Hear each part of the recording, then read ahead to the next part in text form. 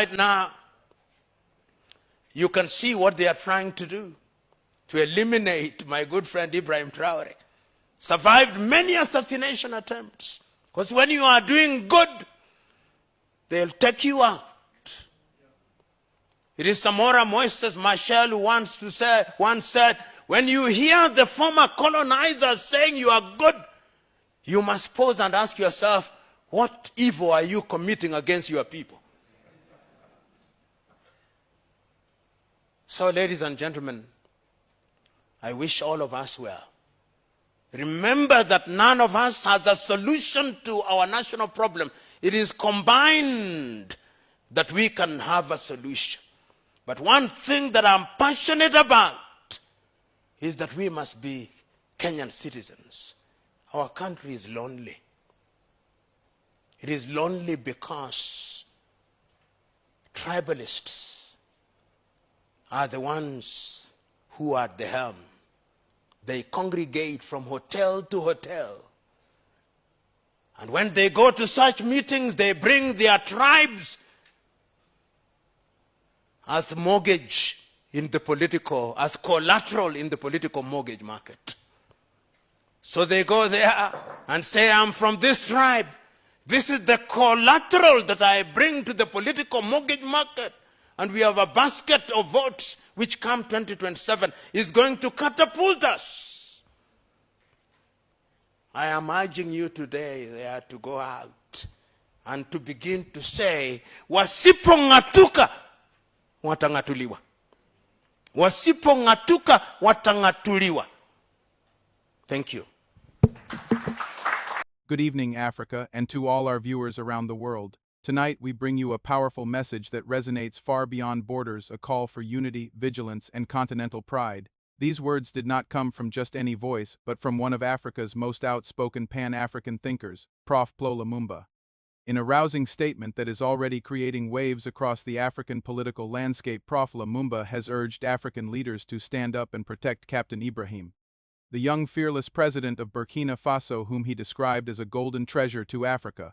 Lumumba's message was clear and unambiguous. The West has taken note of, as stands his fierce independence, refusal to bow to foreign pressures, and commitment to lifting Burkina Faso with African resources, African dignity, and African power. And because of this, Lumumba warns, will be a target, not because he has done wrong, but because he is doing right for his people and for Africa. This is not paranoia, it's history.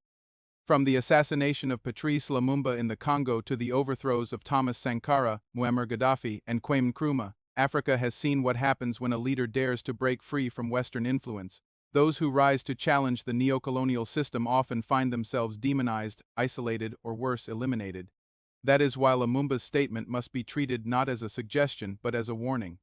Is not just the leader of Burkina Faso, he is now a symbol of resistance against economic exploitation, of Pan-African vision, and of the uncompromising demand for sovereignty. His courage in rejecting foreign military presence, in nationalizing resources, and in calling for African unity has placed him at the heart of a growing revolution. Prof Lumumba's words were not just praise, they were a battle cry, a cry that says, we must learn from history, we must not let the same fate befall Ibrahim. He called on African presidents from east to west, north to south, to put aside petty rivalries and recognize the shared importance of leadership. Because when one African leader stands tall, it lifts the spirit of the whole continent, but when one is brought down, the continent bleeds. This is the time for African Union leaders to speak up and offer more than silent approval. It's time for action, diplomatic, political, and if necessary, physical protection. Because if Africa loses a leader like, it is not just Burkina Faso that loses, we all do. As this story unfolds, we will be unpacking the deeper meaning behind Lumumba's warning. Why does the West fear strong African leadership? What is it about self-reliance and Pan-Africanism that threatens the old global order? And what can we, the people, do to stand in solidarity? Stay tuned as we take a closer look at this powerful moment in modern African history. This is more than just politics, it's about the soul of the continent. Welcome to Talk of Africa 360, your source for insightful news, analysis, and thoughtful commentary. If you value informed perspectives and fact-based reporting, be sure to like, subscribe, and hit the bell so you never miss an update. Disclaimer: the content on this channel is based on reliable public sources and credible online information. It is intended strictly for educational and analytical purposes. We do not promote or endorse political violence, hate speech, or any form of discrimination. Our goal is to inform, not to inflame. Thanks for being here. Let's stay informed together. Good evening, viewers across Africa and the global diaspora. Tonight, we bring you a significant statement that is sparking conversations across the continent and beyond.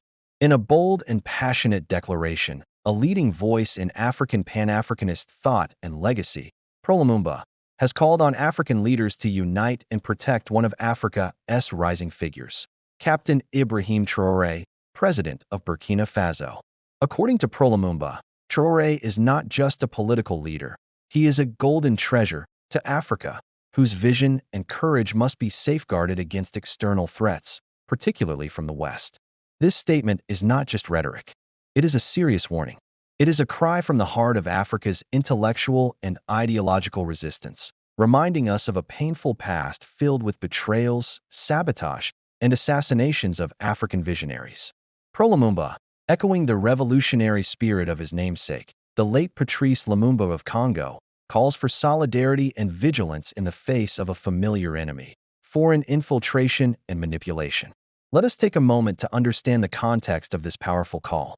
Africa has lost many of its golden sons and daughters not in the battlefield of open war, but in the silent chambers of political betrayal, covert operations, and economic sabotage.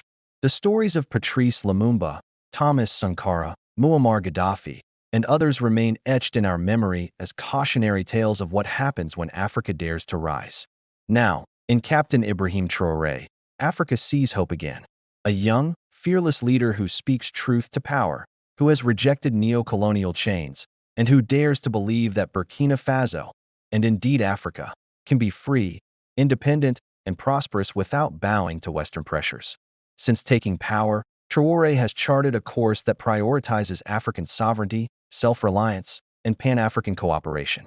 He has distanced Burkina Faso from exploitative foreign military arrangements. He has spoken openly against Western hypocrisy and double standards.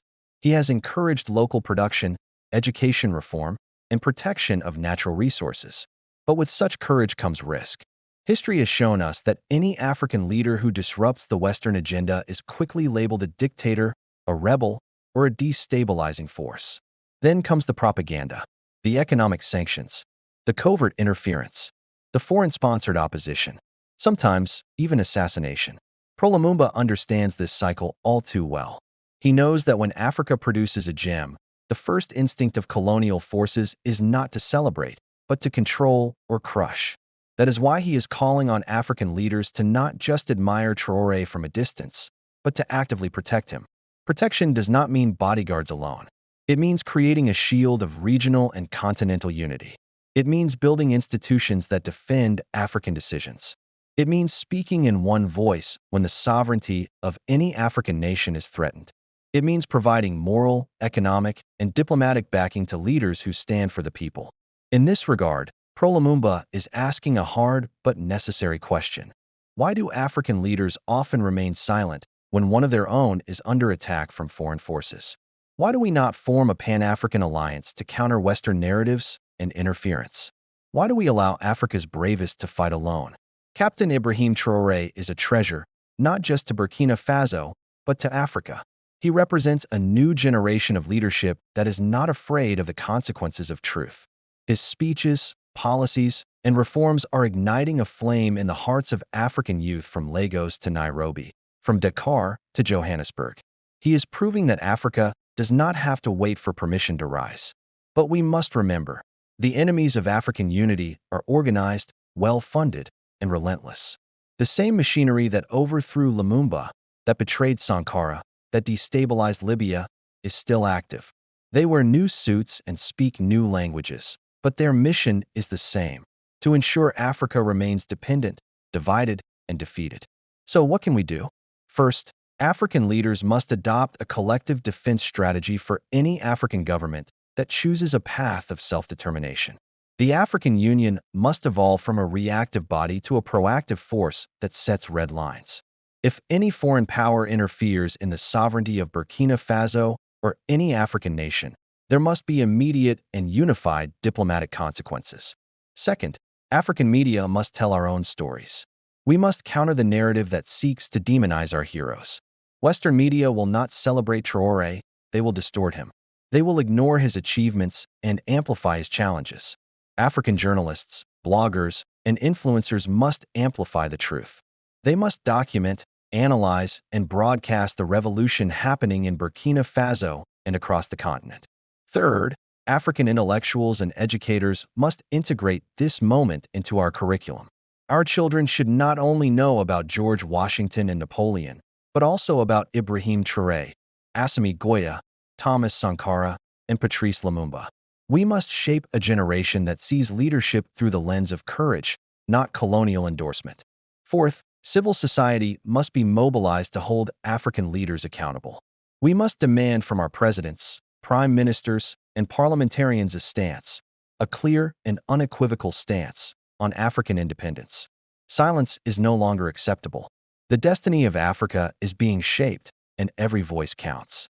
Fifth, African economies must begin to detach from foreign manipulation. We must trade more with each other, produce more for ourselves, and depend less on aid that comes with strings. Economic independence is the bedrock of political freedom. Leaders like Traoré understand this, and so must we. Prof Lumumba's call is both a warning and a prophecy.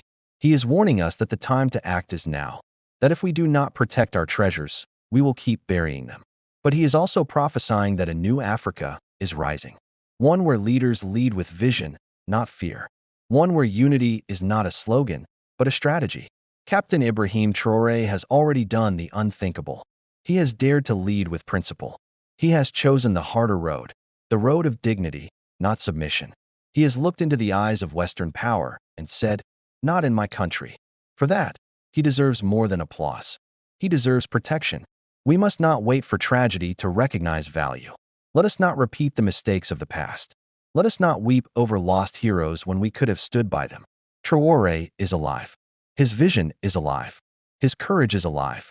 Let us ensure that his mission, too, stays alive. In closing, Prof Lumumba's message is a rallying cry. It is time to build an Africa that defends its own. It is time to protect our golden treasures. And it is time to prove that Africa will never again be a silent continent in the face of injustice. Stay tuned as we continue to cover the reactions from African capitals, the movement building across social media, and what this means for the future of Pan-African leadership. I am News Presenter Name, and this is Channel Name. Africa is watching, Africa is awakening, and Africa is rising. As reactions continue to pour in from across the continent, one thing is clear. Africa is demanding respect, sovereignty, and accountability. Was this just a diplomatic misstep or a deeper sign of shifting global alliances? We'll be watching closely. If you found this story important, don't forget to like, share, and subscribe for more real, unfiltered African news. This is Talk of Africa 360, telling the stories that matter.